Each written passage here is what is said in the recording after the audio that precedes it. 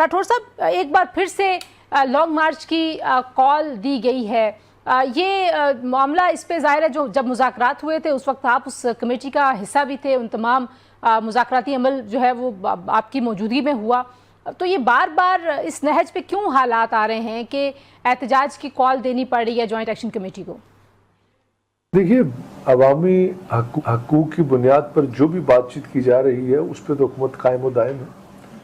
और मैं इस मायदे के हवाले से 12 ये बात कह चुका हूँ कि इस मायदे के ऊपर अमल दरामद हुकूमत ने किया भी और करेगी भी।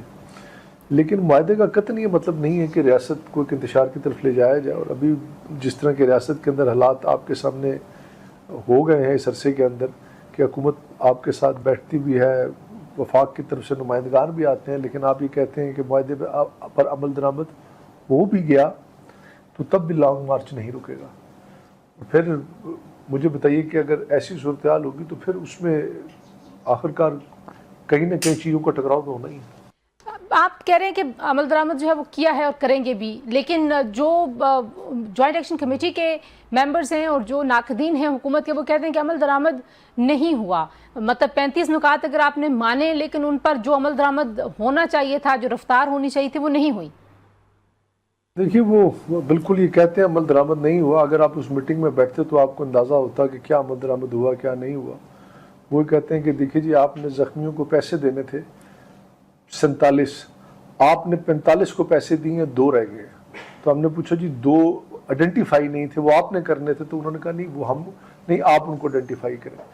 तो चीज़ें ज़्यादातर उनकी इस तरह से हल हो चुकी हैं। अब लाजमी बात है कि 100% तो चीज़ें उस तरह से कतई ना कभी होती हैं ना हो सकती, लेकिन ज़्यादातर वो चीज़ें थी जो उनके साथ बैठकर की गई, जो हल हो चुकी थी। कुछ चीज़ें ऐसी थी जो वफाकी हुकूमत ने करनी थी, वो भी इस बजट में वफाकी हुकूमत के बजट का हिस्सा है। लेकिन जो आप इस वक्त जो जाहिर है जिस तरह की सिक्योरिटी के इंतजामात हैं, इंटरनेट बंद किया जा रहा है, ब्लॉकेड्स हैं, ये वो तो कहते हैं हम तो पुरअमन लॉन्ग मार्च करना चाहते हैं, हमारा तो एहतजाज पुरअमन है। तो इतना ज़्यादा पैनिक जो है वो हुकूमत की तरफ से हो रहा है, इस तरह का तासुर मिलता है। ये कहा कि आज़ाद कश्मीर में तमाम लोग रियासत खाली कर दें। उन्होंने पुरअमन रहने के लिए कहा कि टूरिस्ट रियासत को छोड़ के बाहर निकल जाएं।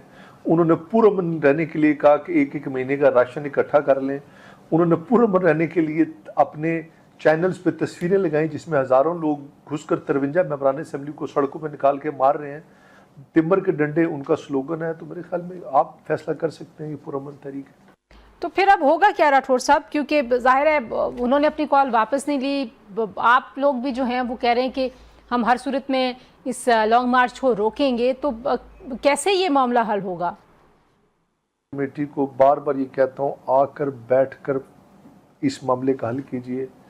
हम इस इंतशार के मुकम्मल नहीं हो सकते। रियासत के अंदर एक आदमी का भी खून गिरेगा तो इसमें रियासत का नुकसान है, और हुकूमत कतन ये नहीं चाहती कि रियासत के अंदर ऐसी सूरत हाल पैदा हो। मैं 12 आपके पास किया और आज भी ये कहता हूँ कि इस मामले का बैठकर हल